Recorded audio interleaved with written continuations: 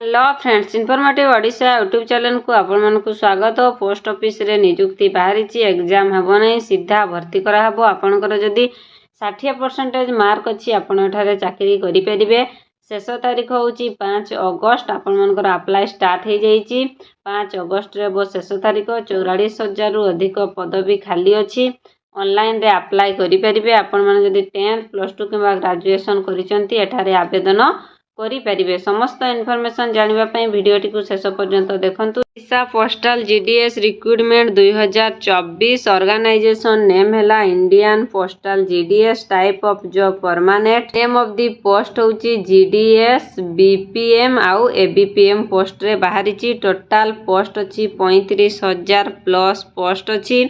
Apply mode होची online रे आपण माने आवेदन करि परिबे। Who can apply all Odisha candidate एठारे अप्लाई करि परिबे।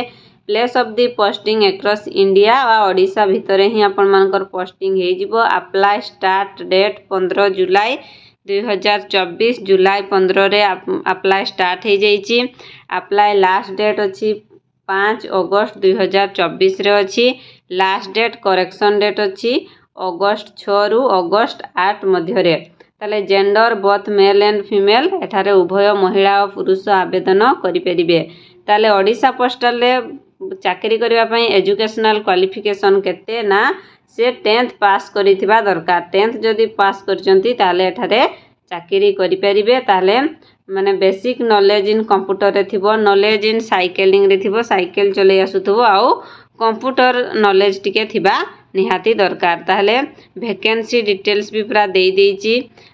आस्का डिवीजन रे अछि 126 टी पोस्ट। बलांगीर रे अछि 118 टी पोस्ट। बालेश्वर रे अछि 50 टी पोस्ट। ब्रह्मपुर अछि 93। बीज डिवीजन रे अछि 3 टी। भद्रक रे अछि 74 टी।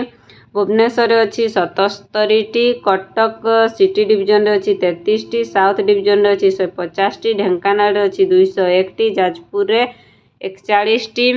के डिवीजन रे अछि 6 टी पोस्ट। कलाहांडी रे अछि 262 टी। केन्द्रापड़ा रे अछि 70 टी। केउंझर रे अछि 75 टी। कोरापुट डिवीजन रे अछि 237 टी। मयूरभंज रे अछि 55 टी। एन डिवीजन रे अछि 10 टी। ताहले मिनिमम एज हेबो 18 वर्ष, मैक्सिमम एज हेबो 40 वर्ष। 18 वर्ष रु अधिक होइतिबो आ 40 वर्ष रु कम हेतिले आपण ठारे आवेदन करि परिबे। किछि पिलांको पई एज रिलैक्सेशन भी रहिछि, आपण माने ऑफिशियल वेबसाइट रे देखि परिबे।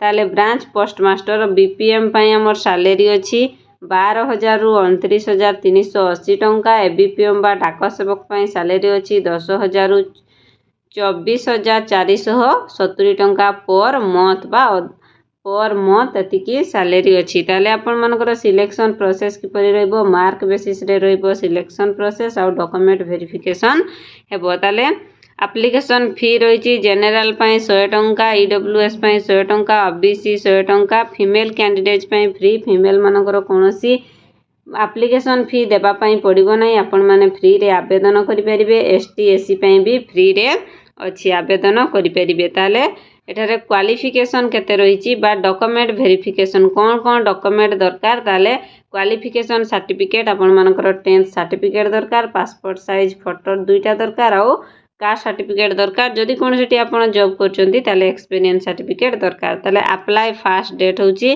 15 जुलाई रु स्टार्ट हेची आउ अगस्त जुलाई 5 रे लास्ट डेट अछि। डॉक्यूमेंट वेरिफिकेशन भी करेक्शन तारीख 6/8/2024 रु 8/8/2024 त डॉक्यूमेंट करेक्शन हेबो।